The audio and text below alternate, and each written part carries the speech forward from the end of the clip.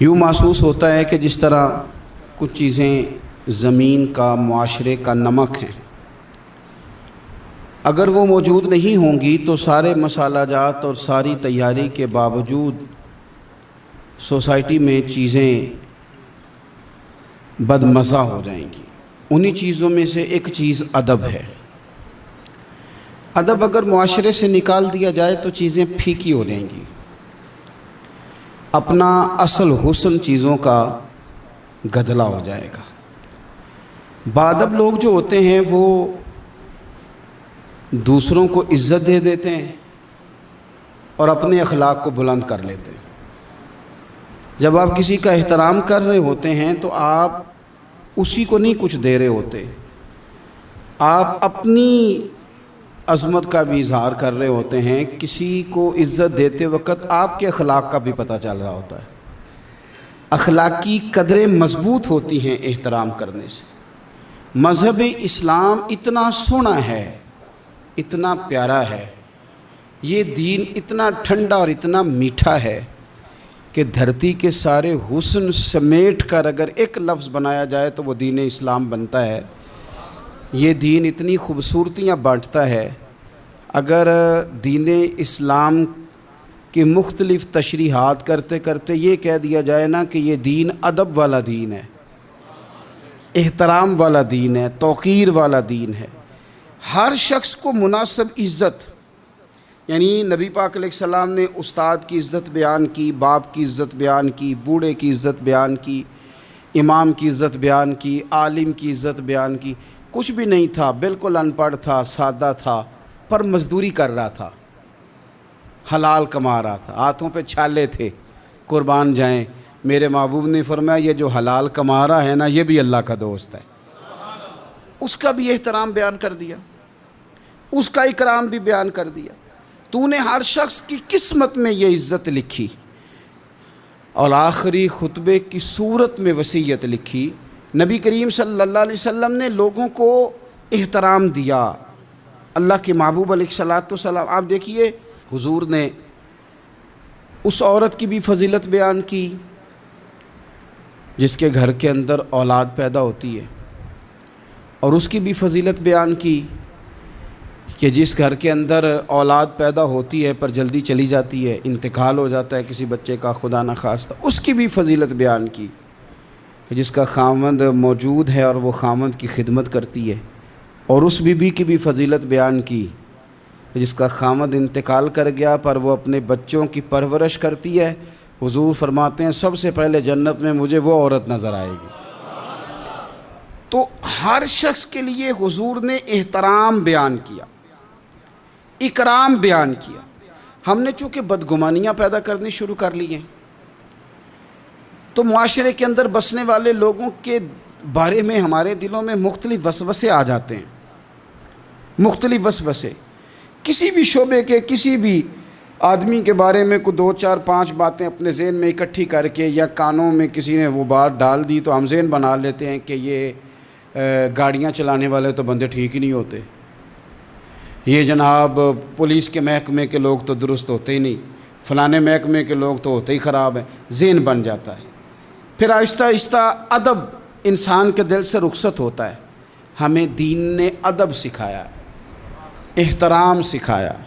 میرے رسول کریم علیہ الصلوۃ والسلام کی وہ ذات بابرکات ہے، ہمیشہ یہ ہوتا تھا کہ چھوٹے بڑوں کا ادب سکھاتے تھے، پر یہ واحد دربار مصطفیٰ ہے کہ جس کے آداب خود رب کریم نے بیان فرمائے۔ فرمایا یا ایھا الذین آمنوا لا ترفعوا اصواتکم فوق صوت النبی۔ آپ کبھی آیت کے انداز پر غور کریں، کہا اے ایمان والو تمہاری آوازیں میرے نبی کریم علیہ السلام کی آواز سے اونچی نہیں ہونی چاہیے۔ بندے کی آواز کا کوئی والیوم ہوتا ہے کہ اب 3 پہ آواز ہے؟ ٹیپ ریکارڈر کا تو والیوم ہوتا ہے نا کہ 1 پہ ہے، 2 پہ ہے، 6 پہ ہے۔ تو آواز کا والیوم ہوتا ہے کہ یہ کتنے پہ ہے؟ آواز تولی جا سکتی ہے کہ میری آواز کا وزن اس وقت 1.5 پاؤ ہے، آدھا کلو ہے، 5 چٹانک ہے، کوئی ہوتا ہے وزن؟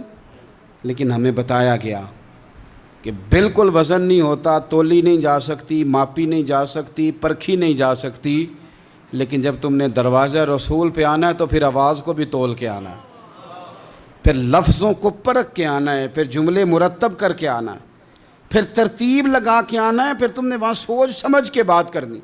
عزیز بھائی، ادب، احترام، اکرام، ہم نے نا احترام دینا چھوڑ دیا ہے، تنقید کرنی شروع کر دی ہے، اور باقاعدہ بعض لوگوں نے بے ادبی کے کلچر پرموٹ کیے ہیں،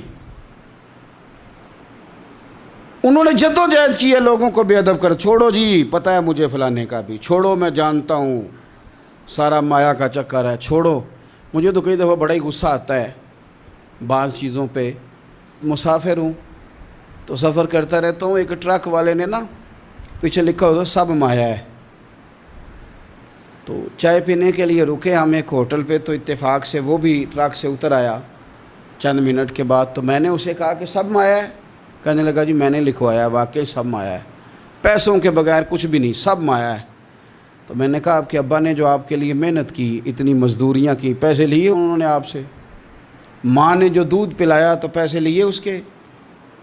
کہنے لگا جی نہیں انہوں دی تے گل نہیں، تو میں کہ پھر انہوں دا لکھ ہی چھڑ کے ماں پہ انہوں کڈ کے مایا ہے۔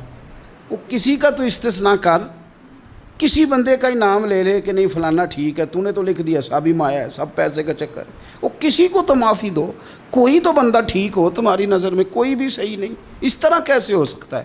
تم کہتے ہو کوئی ٹھیک نہیں، اور بنانے والا کہتا ہے لقد خلقنا الانسان فی احسن تقویم، میں نے بنائی بڑے سونے ہیں، تمہیں ٹھیک کوئی نہیں لگتا، بنانے والا کہتا ہے میری تقویم ہی بڑی اعلیٰ ہے، میں نے بڑے سونے بنائے ہیں، تم دیکھو تو صحیح، انسان میرا شاہکار ہے۔ اب آپ دیکھیں کہ جب آپ ذہن بنا لیں گے کہ دنیا غلط ہے تو بے ادبی کریں گے، لیکن اگر ذہن بنائیں گے کہ یہ مخلوق ہے اور بنائی ہے میرے رب نے، اور بڑی سونی کر کے بنائی، اور بڑی حسین کر کے بنائی، اور بڑی اعلیٰ کر کے بنائی، الذی خلقک فسواک فعدلک فی ای صورۃ ما شاء رکبک، وہ کہتا ہے جیسی صورتیں میں نے چاہی نا ویسی میں نے بنائی، یہ تیرا چہرہ نہیں ہے، یہ تو رب کی چاہت ہے، یہ تو رب کی چاہت ہے، اللہ کی چاہت ہے، تو جو ہے تو احترام ہی نہیں کر رہا۔ احترام کریں، اپنے بڑوں کو عزت دیں اور سب کو احترام دیں۔ نبی پاک علیہ السلام نے فرمایا عالم کو علم کی وجہ سے، بزرگ کو عمر کی وجہ سے، اور اپنے حکمران کو عہدے کی وجہ سے عزت دیا کرو، ان کو احترام دو۔ آپ ہر شخص کا اس کے منصب کے لحاظ سے دیکھیں، ایک ہوتا ہے باتیں کرنا، باتیں کرنے میں بھی کوشش کریں پہلے کسی بزرگ کی سنیں، کسی بڑے کی سنیں۔ یہ ضروری نہیں کہ بزرگ پڑھا لکھا ہی ہو، کئی دفعہ یہ بھی ہوتا ہے کہ والد صاحب ان پڑھ ہیں، بیٹا انجینئر ہو گیا ہے۔ اب کوئی بندہ رشتہ دار تھا، اس نے مشورہ مانگا ہے کہ میں نے یہ مکان بنانا ہے، چھت ڈالنا ہے، تو میں 10 فٹ پہ ڈال لوں یا 14 فٹ پہ ڈالوں؟ تو والد صاحب مشورہ دینے لگے تھے، تو اگر بیٹا بول پڑے کہ ابا جی آپ تو پڑھے نہیں، میں تو انجینئر ہوں، آپ چپ کر جائیں، تو میرے خیال میں یہ اس کی بے ادبی ہے۔ اس کو چاہیے تھا والد صاحب کو بات کر لینے دیتا، اور بات کر لینے دینے کے بعد پھر وہ کہتا کہ جناب آپ بھی ٹھیک کہہ رہے ہوں گے تجربے کی روشنی میں، پر جو میں نے پڑھا ہے اور جو میں نے سیکھا ہے اور جو میرے سمجھ میں آیا ہے وہ یہ ہے۔ کچھ لوگ زیادہ سمجھدار ہیں، وہ بولنے نہیں دیتے، وہ ساری باتیں کر جاتے ہیں، خود ہی سب کچھ بیان کر جاتے ہیں، سوال بھی اپنا، جواب بھی ان کا اپنا، معاشرہ پڑھا بھی انہوں نے سارا ہی ہے، سمجھ بھی انہیں ساری ہے، یعنی ساری بات ہی خود سنا کے وہ کہتے ہیں جی ویسے ہمیں پتہ تو ہے، ہونا تو یہی ہے، پتہ تو ہمیں ہے ہوتا کیا ہے، لیکن چلے آئے ہیں تو آپ بھی کچھ بتا دیں۔ تو کئی دفعہ دل کرتا ہے کہ بندہ ان سے کہ میاں جب سارا پتہ ہی ہے تو پھر فیصلہ بھی لے لینا چاہیے تھا، پھر آپ کو کوئی ڈیسیژن کر لینا چاہیے تھا، پھر کہیں آنے جانے کی ضرورت کیا تھی؟ یہ چیزیں انسان کو اخلاقی کمزوری میں مبتلا کرتی ہیں۔ میرے نبی پاک صلی اللہ علیہ وسلم دیکھیے سمجھاتے کس طرح سے ہیں۔ 3 صحابی حضور کی بارگاہ میں حاضر ہوئے، حضرت سیدنا مہیثہ بن مسعود، حضرت خویصہ بن مسعود، حضرت عبد الرحمن بن سہل۔ حضرت عبد الرحمن بن سہل جو تھے وہ ان سب سے نا عمر میں چھوٹے تھے۔ یہ 2 بڑے تھے تو عبد الرحمن بن سہل تھے چھوٹے، پر انہوں نے بات پہلے کرنی شروع کر دی، اور جب وہ بات پہلے گفتگو شروع کر رہے تھے اور گفتگو بڑھ بڑھ کے کرنا چاہ رہے تھے، آگے بڑھ رہے تھے، خیال کر رہے تھے کہ مجھے بات پہلے کرنی چاہیے، اب بات ہی کرنی تھی نا، کوئی حرج نہیں ہے، پہلے چھوٹا کر لے، کوئی مسئلہ۔ اگر آپ دوسرے نقطہ نظر سے دیکھیں گے تو کوئی حرج تو نہیں، ٹھیک ہے پہلے چھوٹا بات سنا لے۔ بہو نہیں بولنے دیتی کئی دفعہ، وہ کہتے پہلے میری سنو، داماد نہیں بولنے دیتا، اس کی مرضی ہے، بچے بیٹے نہیں بولنے دیتے، وہ کہتے ہیں ابا جی آپ تو تھے ہی نہیں، ہمیں زیادہ پتہ ہے، بول پڑتے ہیں، کیا کیا جائے۔ لیکن 3 صحابہ آئے ہیں، حضرت عبد الرحمن بن سہل چھوٹے تھے، انہوں نے بات حضور کو پہلے سنانی چاہیے، حضور تو سب کے نبی ہیں نا، اور سرکار نے تو سب پر کرم نوازی کرنی ہے، سننی ہے، وہ پہلے سنانے لگے تو حضور نے روک دیا، فرمایا آپ ذرا ٹھہر جائیں، ابھی آپ بات نہ کریں، پہلے بڑوں کو بات کرنے دیں۔ یہ تعلیم بیان فرمائی کہ گفتگو میں بڑوں کو پہلے موقع دیا جائے گا، بڑے کیا کہتے ہیں ان کی بات پہلے سنی جائے گی، ان سے پہلے پوچھا جائے گا کہ معاملہ کیا ہے۔ ہم بزرگوں کو موقع ہی نہیں دیتے۔ میں بڑے درد کے ساتھ یہ بات عرض کرتا ہوں، ہمارے نوجوانوں نے نا بزرگوں کو ریٹائر کر کے کونوں کے ساتھ لگا دیا ہے، کوئی مشورہ نہیں کرتے، فیصلے کر کے بتاتے ہیں۔ اگر بزرگوں کی رائے کبھی لی جائے، میرے ابا جی کبھی شام کو نکلتے وقت میں یا میرا کوئی بھائی کہتا نا کہ کہیں کام سے جا رہے ہیں تو والد صاحب فرمایا کرتے پوچھ کے چلے ہو کہ 10 کے چلے ہو؟ نہیں سمجھ آئی بات، پوچھ کے چلے ہو کہ؟ تو وہ پوچھتے ابا جی یہ پوچھ کے 10 کے دا کی فرق ہے؟ تو والد صاحب فرماتے کہ پوچھ کے جانے دا مطلب ہے کہ جے تسی اجازت دیندے ہو تے جائیے، کہندے نے پتر پھر شاید میں تانوں آکھاں کہ رات پہ گئی ہے، شام ہو گئی ہے، میرا دل نہیں، تسی باہر نکلو، تو جے تسی صرف 10 کے چلے ہو تے پھر اساں کی کر لینا ہے؟ پھر تو تساں فیصلہ کر لیا، ہن تساں آج کل بوڑھے چپ کر گئے ہیں، میں درد سے بات کرتا ہوں، بزرگ خاموش ہو گئے، اس لیے کہ بچے پوچھ کے نہیں جاتے، بچے بتا کے جاتے ہیں، وہ کہتے ہیں میں جا رہا ہوں، انہوں نے فیصلہ کر لیا، طے کر لیا ہے جانا ہے۔ اگر کبھی ان سے پوچھا جائے، اگر ان کو احترام دیا جائے، میں بڑی دفعہ کہتا ہوں، پھر کہتا ہوں کہ شاگرد پجاروں پہ بیٹھا ہو نا اور پی ایچ ڈی کر گیا ہو، اور استاد میٹرک پی ٹی سی ہو اور ابھی بھی سائیکل ہی چلاتا ہو، تو آئے کبھی رستے میں ملاقات ہو جائے شاگرد کی استاد سے، اور شاگرد پجاروں سائڈ پہ کھڑی کر کے اپنے استاد صاحب کو پہلے سلوٹ کرے، اور پھر وہ کہے کہ استاد جی لڑکا لے آتا ہے سائیکل، آپ پجاروں پہ بیٹھے، میں گھر چھوڑا ہوں آپ کو۔ استاد صاحب نے جانا بعد میں سائیکل پہ ہی ہے، ان کا نہیں بیٹا اللہ تیرا بھلا کرے، اللہ تجھے اور لمبی عمر دے، اللہ تجھے اور ترقیاں دے، اس نے سائیکل پہ ہی دوبارہ بیٹھنا ہے۔ لیکن جب وہ استاد دوبارہ سائیکل پہ بیٹھتا ہے تو اسے یوں محسوس ہوتا ہے کہ میرا سائیکل پجاروں سے مہنگا ہے، کیونکہ پجاروں تو سلوٹ کرتی ہے میرے سائیکل کو۔ لیکن کبھی غریب استاد کے قریب سے امیر شاگرد گزر جائے تو تکلیف ضرور ہوتی ہے کہ یار تو میرے پاس سامنے پھٹی پہ بیٹھ کے پڑھتا تھا اور آج تو کہاں پہنچ گیا ہے۔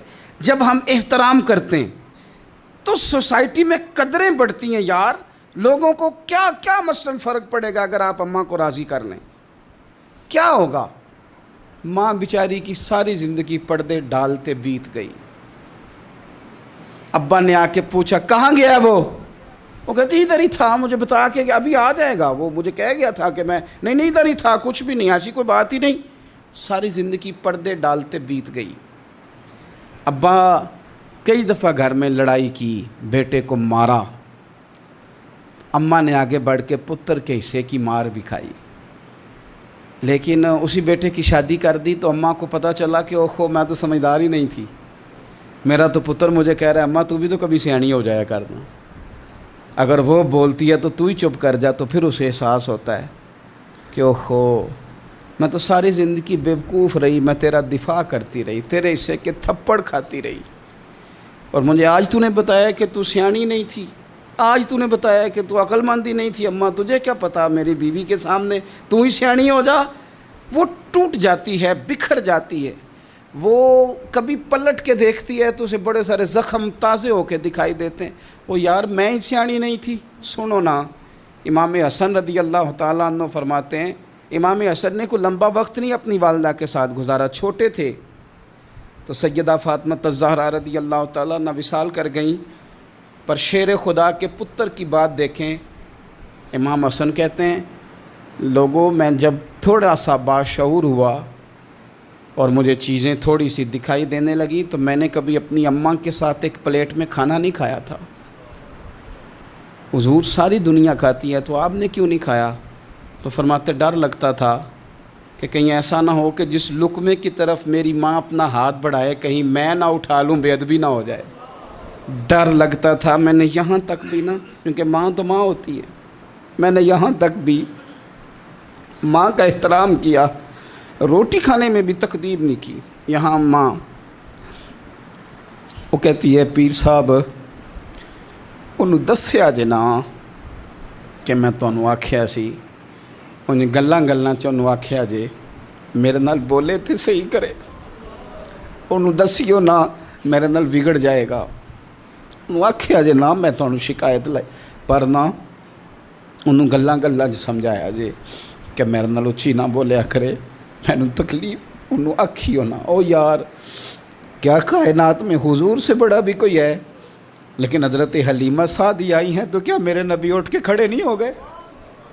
حضور نے اکرام دیا تو اکرام دینے سے قد بڑا ہوتا ہے, چھوٹا تو نہیں ہوتا. خدا را اپنے بڑوں کا اکرام کرنا سیکھیں. انہوں نے کسی نے آپ کو جگہ دی ہوگی, کسی نے آپ کو نوکری دی ہوگی, لیکن ماں باپ نے تو زندگی دے دی اولاد کو, جوانیاں دے دی, سارا کچھ دے دیا. اور بچے ہیں کہ سمجھتے نہیں. احترام کے جذبے اپنی طبیعت میں لائیں, بے ادب نہ بنیں, سوء ادب نہ کبھی کریں. آپ نہ کبھی کوئی ایسا کام نہ کریں جس سے نہ تکلیف بڑھے, جس سے آزمائش بڑھے. آپ احترام والے رہیں گے تو خود بھی سجے سنورے نکھرے رہیں گے. اپنے بزرگوں کو پہل کریں بزرگوں کی طرف. یعنی آپ گھر کے اندر چھپا کے سیب اپنے کمرے میں نہ لے کے جائیں, چھپا کے چیزیں نہ رکھیں, بلکہ پہل کریں بوڑھے ابا سے, پہل کریں اپنی والدہ سے, وہاں سے آغاز کریں. آپ دیکھیں برکتیں کتنی ہوتی ہیں. میں کچھ باتیں مجھے لطف دیتی ہیں. میرے کچھ سنگی ہیں, 3 بھائی ہیں اکٹھے, مجھ سے بیعت ہیں, میرے ساتھ بڑا پیار کا رشتہ ہے. تو کبھی کبھی نا خدمت کرنے کا دل کرتا ہے ان میں سے کسی کا کہ چلیں حضرت صاحب آئے ہیں تو ہم کچھ نذرانہ پیش کریں. تو اپنے بڑے بھائی کو وہ تھماتے ہیں کہ جناب آپ یہ کام کریں. اللہ تعالیٰ کا شکر ہے میری جیب کم ہی خالی رہتی ہے, اس کا فضل رہتا ہے. لیکن وہ پیسے لینے سے زیادہ یا تحفہ لینے سے زیادہ یا پھول پکڑنے سے زیادہ اس بات کی مجھے خوشی ہوتی ہے کہ کتنے نرالے ہیں. بڑے کو آگے لگاتے ہیں تو برکت تو حاصل کرتے ہیں نا. اس لیے کہ برکتیں ہمیشہ بڑوں سے ہوتی ہیں, بڑوں سے ہمیشہ برکتیں. یہ پھول کا تحفہ بڑے بھائی کو دے کے جب آگے کیا جاتا ہے تو میرے دل کو اچھا لگتا ہے, مجھے قرار آتا ہے کہ یار یہ لہجہ ٹھیک ہے, یہ انداز یہ ٹھیک ہے. اپنے بڑوں کو آگے رکھیں, بڑوں کو کلام کرنے کا موقع پہلے دیں. گھر میں کوئی چیز لائیں تو تقدیم کریں. ہمارے ہاں نا اب جو استادی شاگردی آئی ہے نا یہ بڑی خطرناک ہے. ہمارے ایک قاری صاحب تھے, ایک مدرسے میں پڑھاتے تھے, بڑا مارا کرتے تھے, اور میں انہیں مذاق بھی کرتا تھا, کبھی کبھی عذرائے محبت مزاح کرتا تھا. میں ان سے کہتا تھا قاری صاحب آپ شاید مار کھا کے پڑھیں اس لیے بچوں سے بدلہ لیتے ہیں.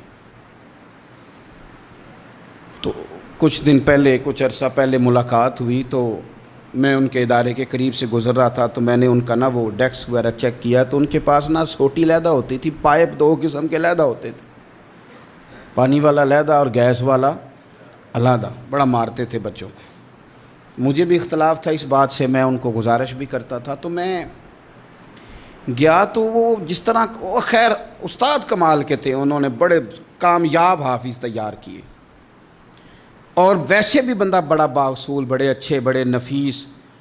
میں نے ان سے کہا کہ وہ خیر ہے, مطلب چھوٹیاں کدھر گئیں آپ کی؟ کہنے لگے حضرت صاحب نہ شاگرد رہے, نہ استاد رہے, نہ وہ ماں باپ رہے. کہنے لگے پتہ نہیں 2-4 سالوں میں کیا ہوا ہے. تو میں نے کہا آپ کو تو کوئی منع کاری نہیں، میں نے کئی دفعہ سمجھایا تھا، آپ باز نہیں آتے. کہتے تھے اب آ گیا ہوں، اس لیے کہ ایک کو چھڑی مار رہے ہوتے ہیں تو دوسرا ساتھ ویڈیو بنا رہا ہوتا ہے. پہلے طالب علم اس طرح کی توہین کا رویہ استادوں کے ساتھ نہیں کرتے تھے. وہ کہتے تھے جیسے بھی ہے فیض استاد سے لینا ہے. اب آپ ذرا گھور کے دیکھیں تو کہتے ہیں لاؤ کتابیں، جا رہا ہوں بڑے مدرسے، بڑے کالج، بڑے اسکول. میں نے اپنی زندگی میں دیکھا کہ ہمارے بڑے کہتے تھے، کبھی گھر آ کے بتاتے نا استاد جی نے مارا ہے تو کہتے تھے کسی غلطی سے مارا ہوگا. اور اس طرح کے سخت لفظ بولتے تھے کہ ہمیں لگتا تھا کہ ہمارے بزرگ ہمارے ساتھ زیادتی کر رہے ہیں. وہ کہتے تھے کہ مینوں ہڈیاں چاہیے نے پڑھیا ہوئے. یہ لفظ کہتے تھے میرے ابا جی میری اماں جی، ہڈیاں دیا جے سانوں پر دیا جے پڑھیا. اب کیا ماحول ہے، ڈر آتا ہے، بچے گھورتے ہیں.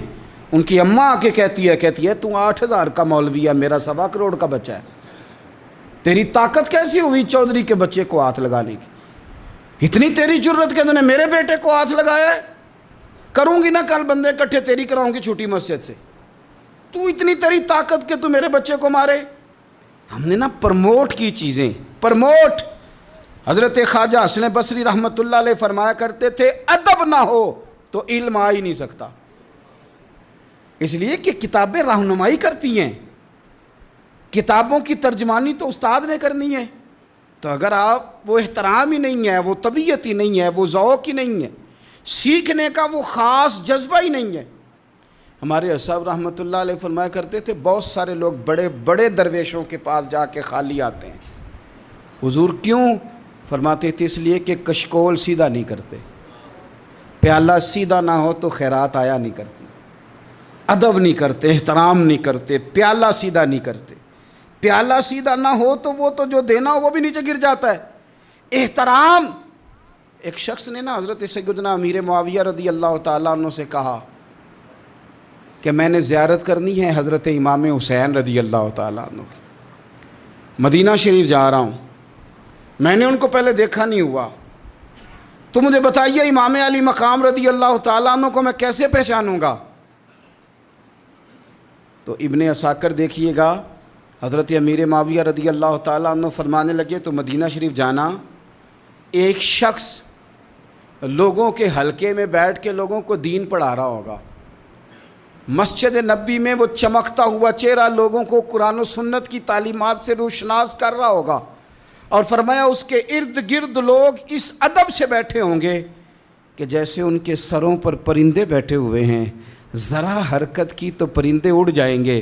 فرمایا جب وہ نورانیت والا ماحول تم دیکھو اور اتنے با ادب شاگردوں کے بیچ بیٹھی ہوئی ایک نورانی ہستی کو دیکھو تو سمجھ لینا وہی حسین ابن علی ہیں، وہی ہے امام علی مقام امام حسین، کہ جو اس احترام کے ساتھ لوگوں کو انہوں نے آداب سکھائے ہیں، اس طرح انہوں نے لوگوں کو سمجھایا ہے کہ ان کے شاگردوں کا یہ رنگ ہے کہ وہ تو سر نہیں ہلاتے کہ کہیں پرندہ نہ اڑ جائے. اس انداز میں جب لوگ، مجھے بات یاد آ گئی، امام احمد بن حنبل رحمۃ اللہ علیہ بہت بڑے محدث تھے. تو مجھے پتہ ہے اگر آپ مجھ سے پوچھیں گے نا اس دور میں فقہ سب سے بہترین کس کو آتی ہے تو میں آپ کو بتا سکتا ہوں، کیونکہ میرا شعبہ ہے نا.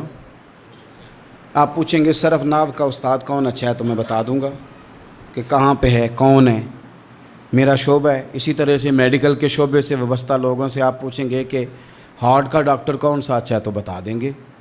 پوچھیں گے بھئی میں نے ایک ناک کان گلے کے ڈاکٹر کے پاس جانا ہے، تو جس کا جو شعبہ ہے اسے پتہ ہوتا ہے.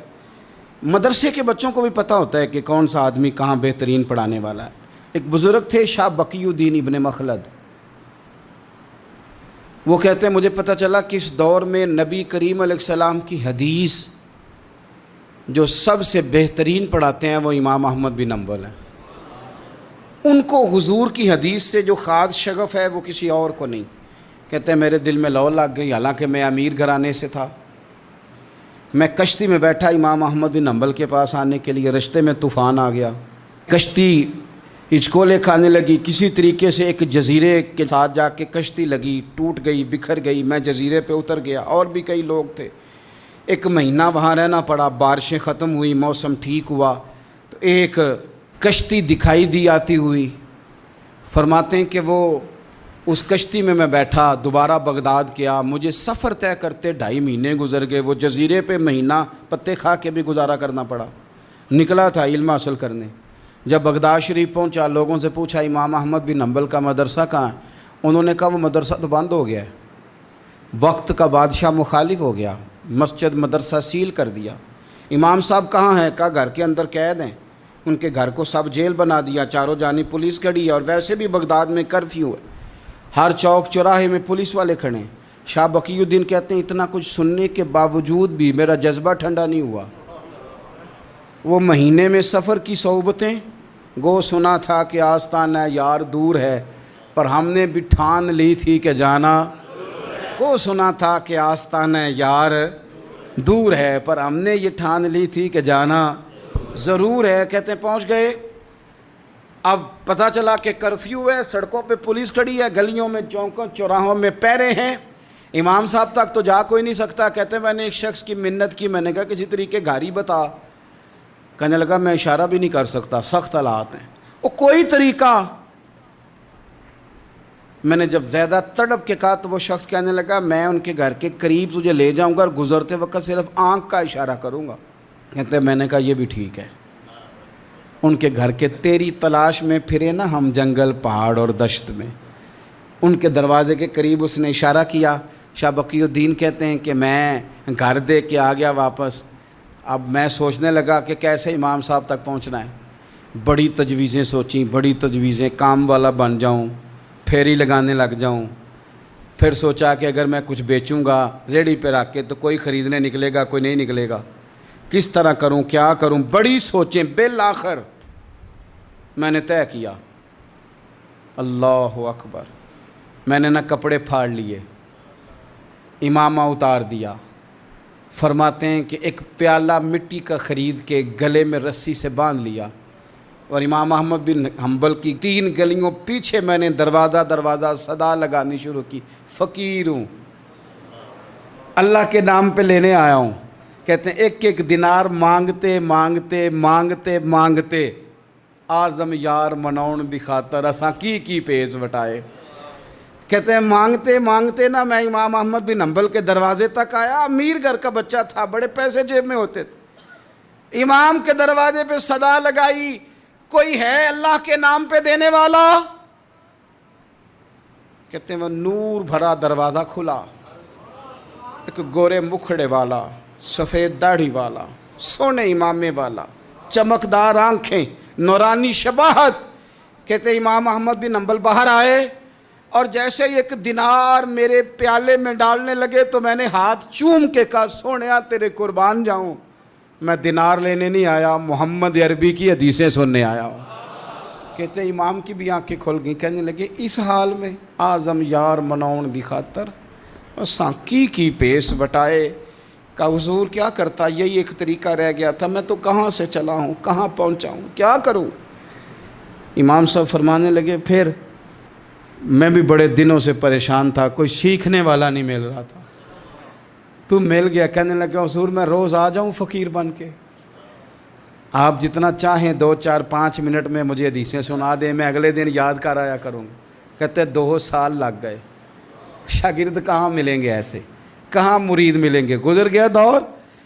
کہتے ہیں کہ میں نا ہر روز فقیر بن کے جاتا، 3 گلیاں پیچھے مانگنا شروع کرتا، کوئی شک نہ کرے۔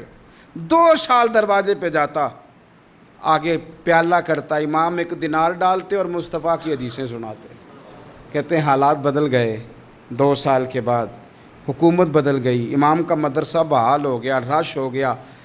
بادشاہ بڑا عقیدت مند تھا، جو نیا آیا اس نے بڑا کر کے ادارہ بنا کے دیا۔ جس دن میں گیا تو رش لگا ہوا تھا۔ کہتے ہیں حالات بدلے تو ہم نے بھی کپڑے بدلے، ہم نے بھی دوبارہ سے دستار باندھی، اور کہتے ہیں بڑے لوگ بیٹھے ہوئے تھے، میں جب داخل ہوا نا تو امام اٹھ کے کھڑے ہوئے۔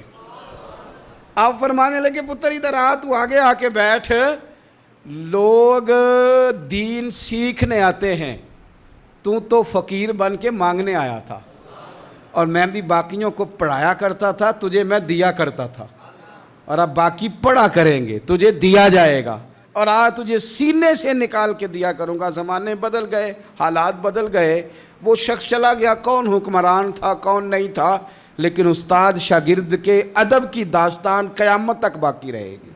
یہ قیامت جب طبیعتوں میں احترام ہوتا ہے، جب ادب ہوتا ہے۔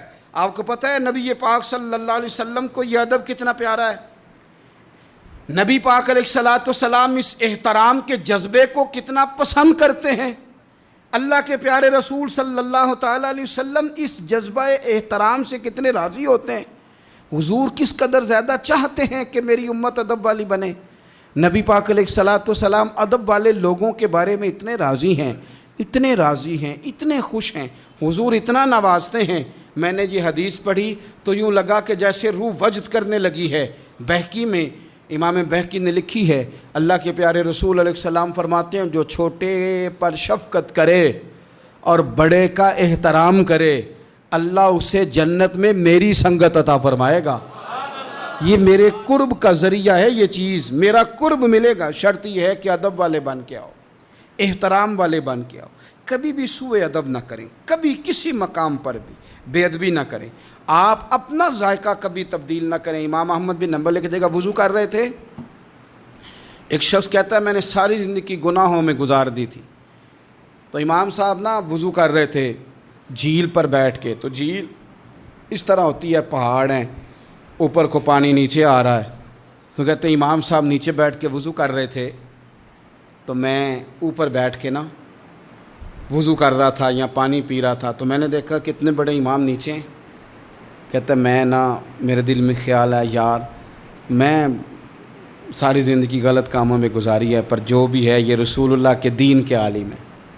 کہتے ہیں وہ حضور کے دین کی عزت کرنے کے لیے میں اوپر سے اٹھا آ کے نا، تو میں تھوڑا پیچھے جا کے نیچے بیٹھ گیا، جو میری حاجت تھی پانی پینا تھا یا منہ دھونا تھا میں وہ کرنے لگا۔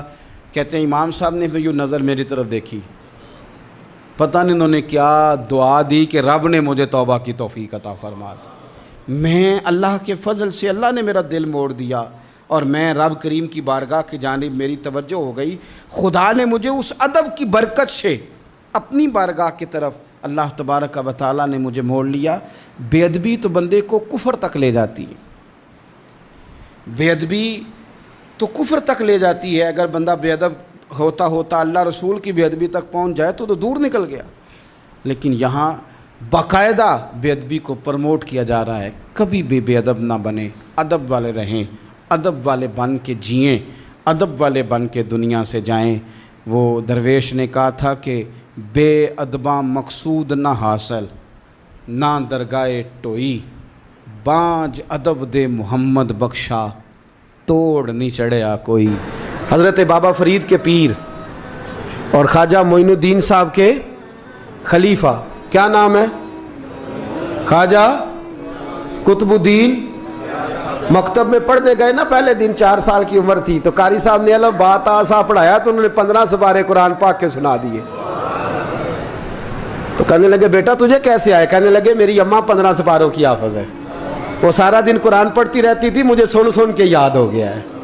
جے بالا نو گالاں یاد ہو سکدیاں نے تے قرآن پاک بھی یاد، اللہ خیر کرے۔ شرط یہ ہے کہ ہم گھر میں قرآن پڑھیں، بچوں کو سن سن کے بھی یاد ہو ہی جاتا ہے۔ خواجہ قطب الدین اتنا عروج پایا اس شیخ کامل نے کہ وقت کا بادشاہ بھی مرید ہو گیا۔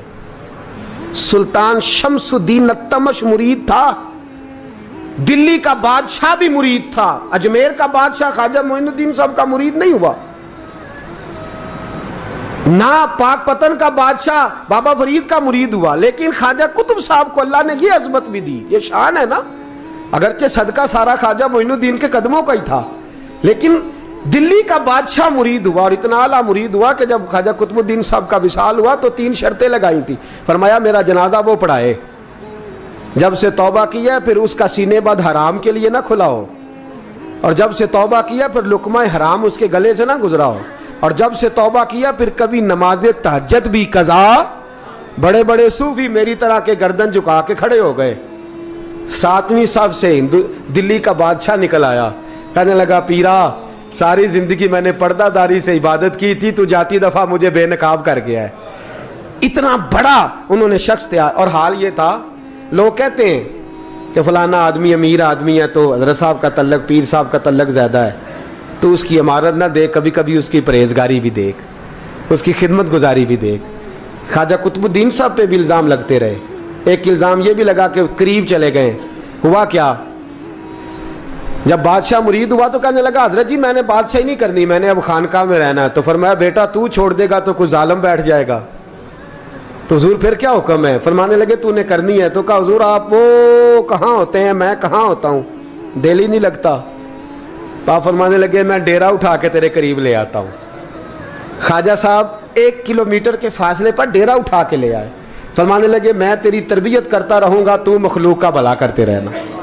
صلی اللہ علیہ، تو حضور کی امت کا اللہ اکبر، وہ قریب ہے۔ اس وقت بھی لوگوں نے بڑی باتیں کی کہ دیکھو جی بادشاہ تھا نا تو پیر صاحب ہی نیڑے آ گئے۔ لوگ دیکھتے نہیں کہ اصل بات کیا ہے۔ خیر وقت گزر گیا، بادشاہی مرید ہو گیا، تو پھر دلی سارے میں اسلام، اتنا عدل انصاف، ہندوؤں کو بات پسند نہ آئی۔ انہوں نے کچھ مسلمان خرید لیے۔ سلطان شمس الدین التمش بیٹھا ہے دربار میں، جاگ رہے ہیں نا آپ لوگ؟ سب کہیے صلی اللہ علیہ، بڑی غور سے سننے والی بات۔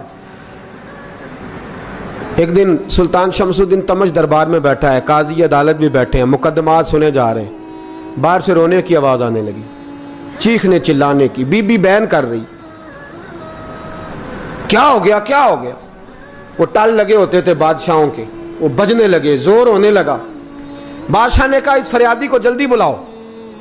وہ اندر عورت آئی تو چیخ چیخ کے رو رو کے اس نے اپنے کپڑے پھاڑ پھاڑ کے، برا حال، 2 مہینے کا بچہ، لوگ اس کی آہو زاری پر اس کی طرف متوجہ بھی، کیا ہوا؟ پانی پلاؤ، بٹھاؤ، یہ کیا ہو گیا؟ کہنے لگی لٹ گئی، عزت برباد ہو گئی، تباہ کر دی گئی۔ میں کیا ہوا؟ کہنے لگی بادشاہ ایک شخص میرا غیر شرعی خامند بنا، پھر مجھے حمل ہوا، پھر میری گود میں یہ بچہ ہے 2 مہینے کا، اب گئی ہوں تو وہ کہتا ہے کہ میرا تو تیرے سے تعلق ہی کوئی نہیں۔ بادشاہ کہنے لگے یہ سلطان شمس الدین تمش کی جگہ ہے، اور میں نے رسول اللہ صلی اللہ علیہ وسلم کے دین کے مطابق حکومت استوار کی ہے، کون ہے جو تیرے ساتھ؟ ابھی گردن نہ کاٹ دوں گا، بات کر کون ہے؟ کہنے لگی تو کچھ بھی نہیں کرے گا، کوئی کچھ نہیں کر سکتا۔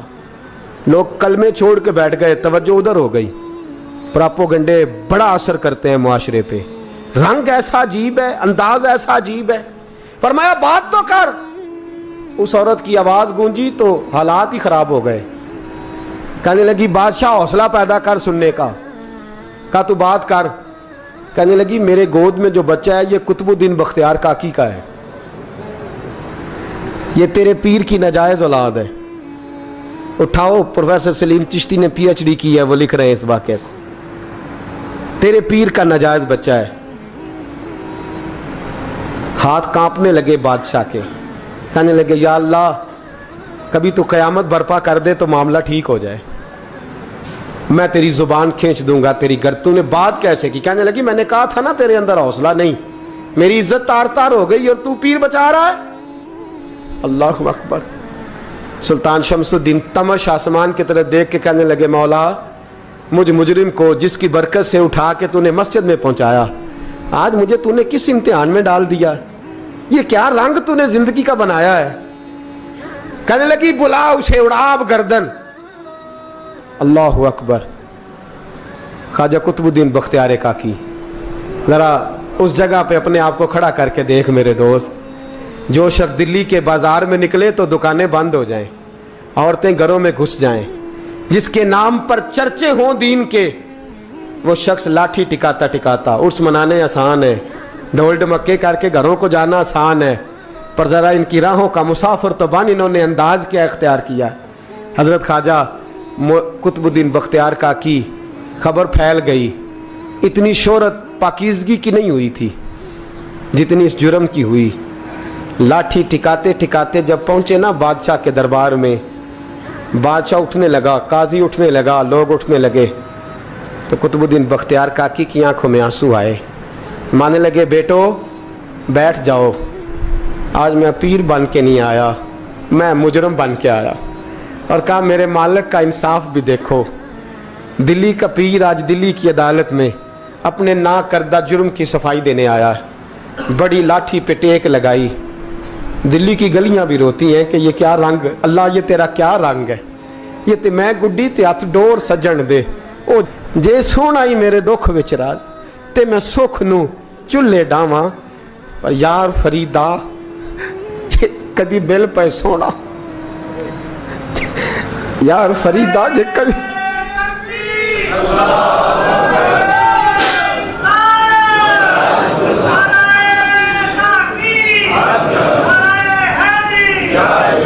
ये कदी मिल पे सोना, बस ओनू रो रो हाल सुनावा। टेक लगाई है, कहने लगी बीबी बोल दे गवाही। कहने लगी बीबी रब जानता है, रब का रसूल जानता है, पर मैं तुझे नहीं जानता, तू कौन है। कहने लगी अच्छा, वो लोगों को भेज के तहज्जुद के बहाने पिछले दरवाजे मुझे अंदर बुलाना, रब तेरा भूल जाना। फिर रोने लगी, फिर मकर करने लगी। मुझे बताइए ऐसा कोई मुकदमा हो तो लोग क्या कहते हैं? यकदम हालात बदलते हैं कि नहीं बदलते? दिल्ली का माहौल ही बदल गया, सारा सारा हराम की बदल गया। औरत तो हिंदू थी, उसने तो झूठ मूठ के कलमे भी पढ़ रखे हैं। अल्लाह अकबर। ख्वाजा साहब पूछते हैं गवाह है कोई तेरे पास? तो 4 कलमा पढ़ने वाले खड़े हो गए। अल्लाह करे कलमा पढ़ने वाले बिका ना करें, आमीन तो कहें। तो खड़े होके कहने लगे हाँ हमने आते भी देखा है, जाते भी देखा है। ख्वाजा कुतुबुद्दीन साहब ने नजर उस्मान की तरफ उठाई, कहने लगे अच्छा जो तेरी मर्जी, मैं गुड्डी ते हथ डोर सज्जन दे, वो जिंज रखे उंज रहना है, वाजिब नहीं विच शरीयत मंदा खसम नू कहना।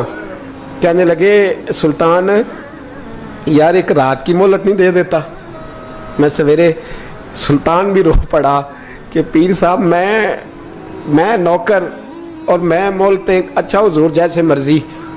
बाहर निकले, खादम कहने लगा हुजूर सवारी पे बैठ जाएं।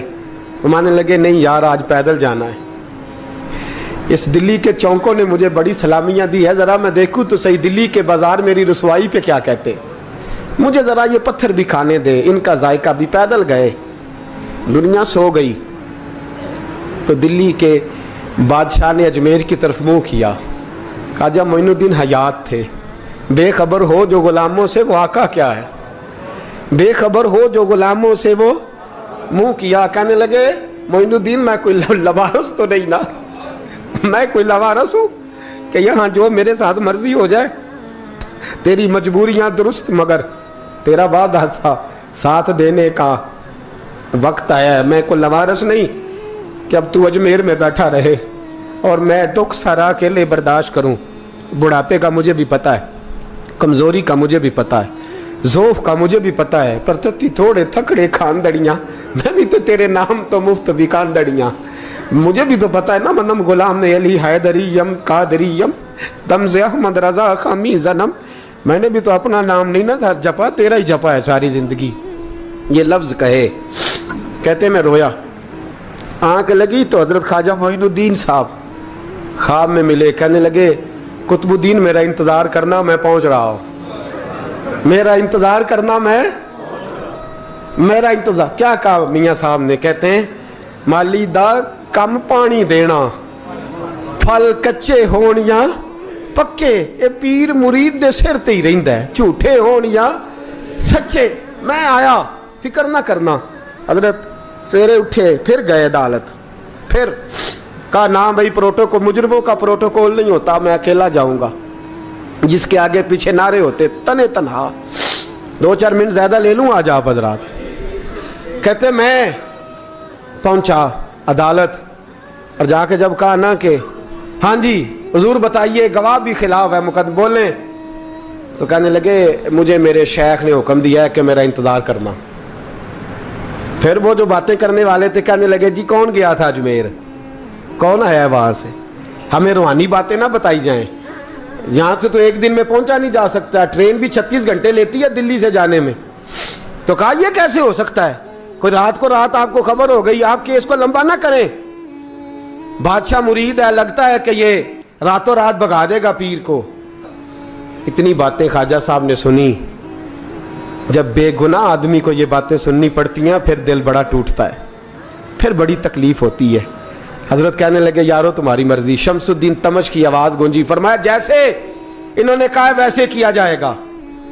3 دن کے لیے عدالت برخاست کر دی جاتی ہے. چیم گوئیاں ہونے لگی, پھبتیاں کسی جانے لگی. تیسرے دن شام کا وعدہ تھا, چوتھے دن عدالت جانا تھا. قطب الدین بختیار کاکی کے پاس لوگ آ کے افسوس کرتے تو آپ بولتے نہیں.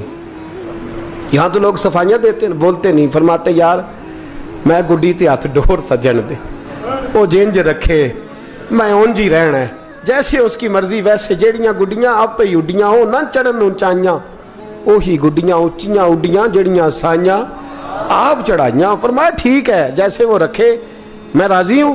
اللہ اکبر. تیسرے دن کی مغرب کا وعدہ تھا.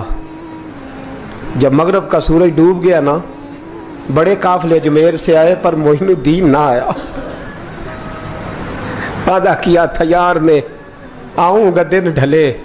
وہ خواجہ غلام فرید صاحب رحمۃ اللہ تعالیٰ علیہ فرمایا کرتے تھے نا, کوا کھانے لگا آنکھیں تو کہنے لگے کاغا اے تن سارا ہی کھائیو, میرا چن چن کھائیو ماس, میرے 2 نین نہ کھائیو, مینو پیا ملن دی آس.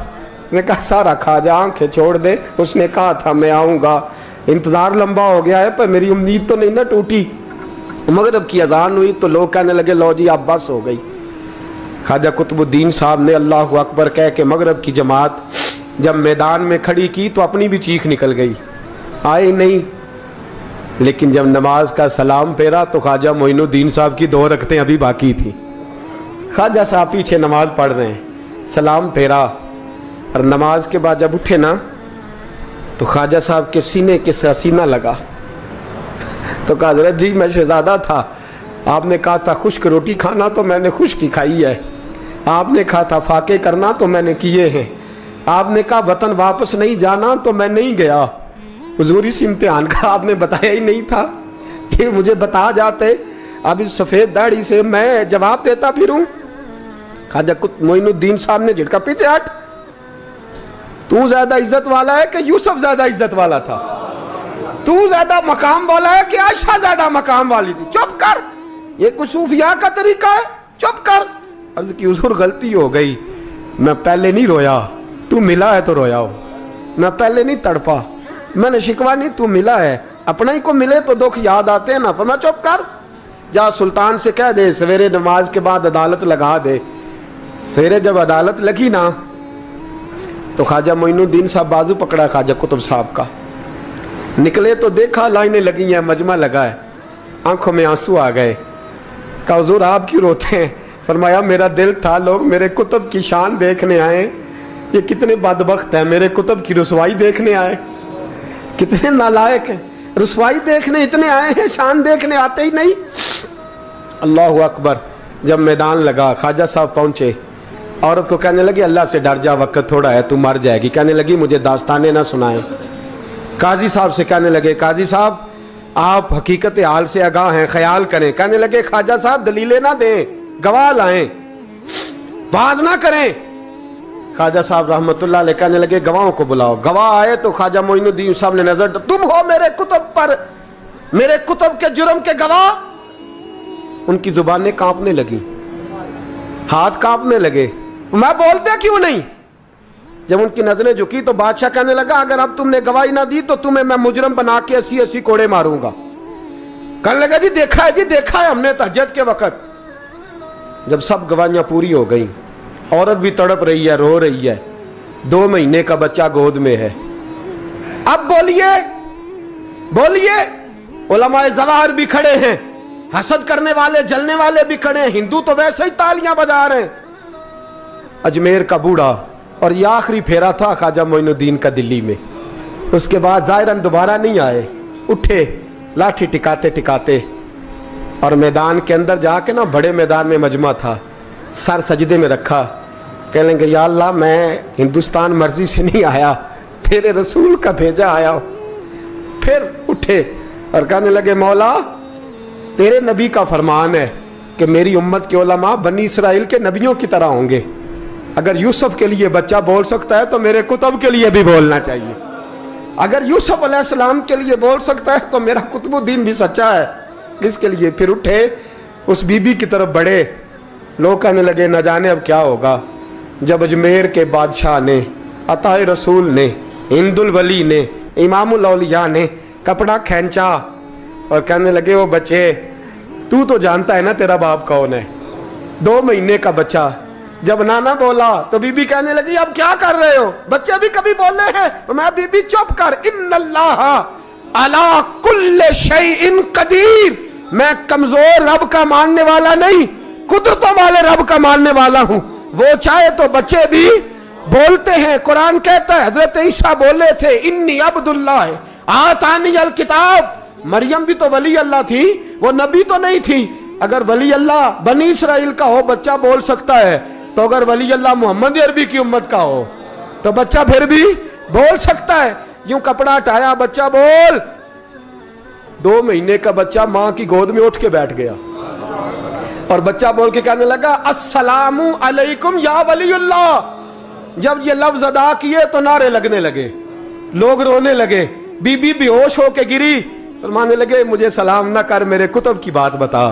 کہنے لگا قسم ہے اللہ کی عزت کی، وہ سامنے مجمع جو سردار بیٹھا ہے وہ میرا باپ ہے. قطب الدین تو بے گناہ ہے، قطب الدین تو بے گناہ ہے، میرا باپ تو وہ بیٹھا ہے. یہ قاضی بھی سازش میں شریک ہے. کئی مسلمان خریدے گئے، یہ گواہ خریدے گئے. جب گواہی ہو گئی بچہ یہ لفظ کہہ کے اللہ اکبر کہتا ہوا پھر چپ کر گیا. خواجہ قطب الدین صاحب کا بازو پکڑا، خواجہ معین الدین صاحب نے مجمع سے باہر نکلے. لوگ کہنے لگے حضور آپ کچھ بولتے نہیں. فرمانے لگے جس نے بولنا تھا وہ بول چکا ہے، جس نے بولنا تھا وہ جو جادو وہ جو سر چڑھ کے بولے. فرمایا تم نے افواہوں پہ نظر رکھی اور میں نے اللہ کی قدرت پہ نظر رکھی. تم نے اس کے کردار کو جھنجھوڑا اور میں نے اس کے کردار کو تعمیر کیا. حضرت سلطان شمس الدین تمش بھی پیچھے دوڑے، کہا حضور کہاں لے جا رہے ہو؟ فرمایا کتب میرا ہے، میں جمائر ساتھ لے کے جا رہا ہوں. اب میں نے اپنا بچہ تمہارے سپرد، اب میرے پاس رہے گا. تم نے ستایا میری اولاد کو، اب یہ میرے پاس رہے گا، میں نے نہیں تمہیں دینا.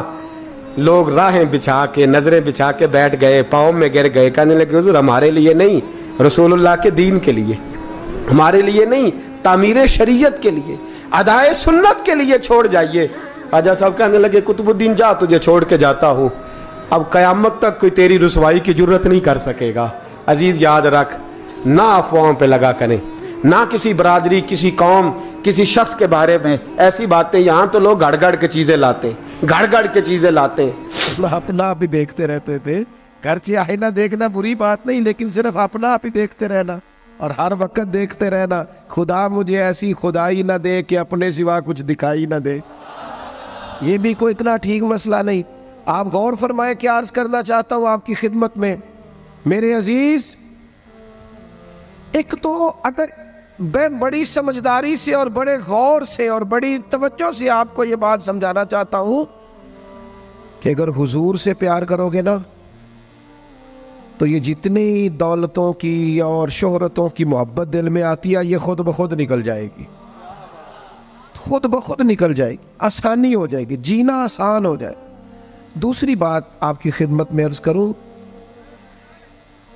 ہم نہ تازہ دم نہیں رہتے، ہم پریشان رہتے ہیں، ہم بور ہوتے ہیں، ہماری طبیعتیں بعض اوقات جلد بازی کرتی ہیں، ہم بعض اوقات الجھ جاتے ہیں، قرار تلاش کرتے ہیں. اس قرار کو تلاش کرنے کے لیے پھر بعض لوگ الٹی سیدھی موویز دیکھتے ہیں. بعض لوگوں کا خیال ہے کہ شاید میں کوئی لطیفہ سنوں گا تو معاملہ ٹھیک ہو، پھر اس کا نتیجہ بھی نکلا ہے لطیفے سننے کا. اب لطیفے سنانا بھی اتنا بڑا کام ہو گیا ہے کہ مولوی ہے پگڑی داڑھی والا لیکن اس کے نام کے نیچے لکھا فنی مولوی.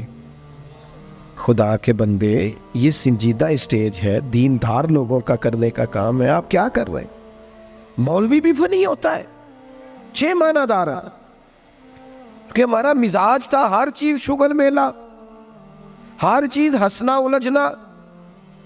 میرے عزیز ہم چونکہ سکون چاہتے تھے، کچھ نے ادھر ادھر کی مووی دیکھ لی، کچھ نے ہنس لیا، کچھ سیر کو چلے گئے، کچھ کا خیال تھا کھانے کھا لیں گے تو سکون آ جائے گا. یاد رکھنا ان چیزوں میں سکون نہیں ہے، ان میں تو آپ الجھتے جائیں گے. مزید تو سکون کہاں ہے، قرار کہاں ہے؟ آپ کبھی صحابہ کی زندگیاں دیکھیں نا، حالات جس طرح کے بھی تھے نا، ان کو جو سکون ملتا تھا وہ رخ مصطفیٰ سے ملتا تھا. ان کی طبیعت پوری لگ گئی تھی کہ حضور علیہ الصلوۃ والسلام کی جو یادیں ہیں وہ دل کو تازہ کرتی. ان کا خیال تھا کہ بہار اگر کسی چیز کا نام ہے تو وہ ذکر مصطفیٰ ہے، یاد مصطفیٰ ہے اور دیدار مصطفیٰ ہے. اعلیٰ حضرت مفتی ہیں، فتویٰ دیتے ہیں. اعلیٰ حضرت مفسر قرآن ہے. کنز الایمان بذات خود ایک تفسیر ہے، ترجمہ ہی تفسیری ہے. اعلیٰ حضرت محدث ہیں. وہ جب احادیث مبارکہ کا حوالہ دیتے ہیں تو یوں لگتا ہے کہ جیسے بڑی گہری نظر ہے ان کی، راویان حدیث پر بھی، اصول پر بھی، اور حافظہ بھی مضبوط ہے حفظ حدیث کے لحاظ. ساری چیزیں ان کے پاس تھیں، لیکن وہ پتہ کیا کہتے تھے؟ کہتے تھے یہ جو میرا دل چمکدار ہے نا، اور یہ جو میری طبیعت ہلکی پھلکی ہے، اس کی وجہ یہ ہے کہ ان کی مہک نے دل کے غنچے کھلا دیے. یہ میں نہیں آپ کو تقریر سنا رہا، میں تو جذبات کا اظہار کر رہا ہوں. ان کی مہک نے دل کے غنچے کھلا دیے ہیں. تو کیوں غنچے کھلا دیے؟ کہتے میرے نبی کا کمال یہ ہے کہ وہ جس راہ چل دیے ہیں کوچے بسا دیے. وہ جس راہ بھی چل دیے ہیں کوچے، حضور پر تھوڑا گزر جائے تو کام ہو جاتا ہے. قرار، سکون، سارے دکھ مٹ جائیں گے اگر دل حضور سے لگا لو گے. اگر محبتوں کا مرکز رسول پاک کو بنا لو گے. آپ دیکھیں احد کے میدان کے اندر کافر نے ایک بڑی عجیب سازش کی مسلمانوں کو پریشان کرنے کے لیے. اور بھئی آپ لوگوں کی وجہ سے اگر اتنے لوگ تکلیف میں ہیں تو آپ کو سمجھ جلدی سے بیٹھ جائیں جی، جلدی سے جی، فیصلہ کرنے میں اتنی دیر، اللہ آپ کو سلامت رکھے، بیٹھ جائیں جی. اب آپ کھڑے ہیں جناب، آپ بھی بیٹھ جائیں، اللہ آپ کو برکت عطا فرمائے. اچھا ایک بندہ محفل میں کھڑا ہو جاتا ہے موبائل لے کے، اللہ انہوں سمجھنا چاہیے کہ باقی سارے کل بھی ہیں موبائل. خدا کے بندے آپ کی وجہ سے اتنے لوگ پیچھے اگر پریشان ہیں تو آپ کو سمجھنا چاہیے اس چیز کو. اللہ تعالیٰ آپ سب کو ہنستا اور مسکراتا رکھے. نبی پاک کی ذات سے جب آپ کی کامل وابستگی ہو جائے گی نا تو حضور کی ذات والا کا پیار، اور پیار لاروں والا نہیں ہونا چاہیے خالی جل سے محفل میں اور مائک ہاتھ میں آیا تو عشق کا دعویٰ تگڑا، خالی اس طرح نہیں. تنہائی میں بھی تو روئے حضور کی بارگاہ. ایک محفل میں ایک دفعہ حاضر تھا تو ایک نعت خواں بچہ میرے پاس آیا، کہنے لگا جی میری سفارش کر دیو، میں بھی حضور دی بارگاہ چ حاضری لوانی ہے.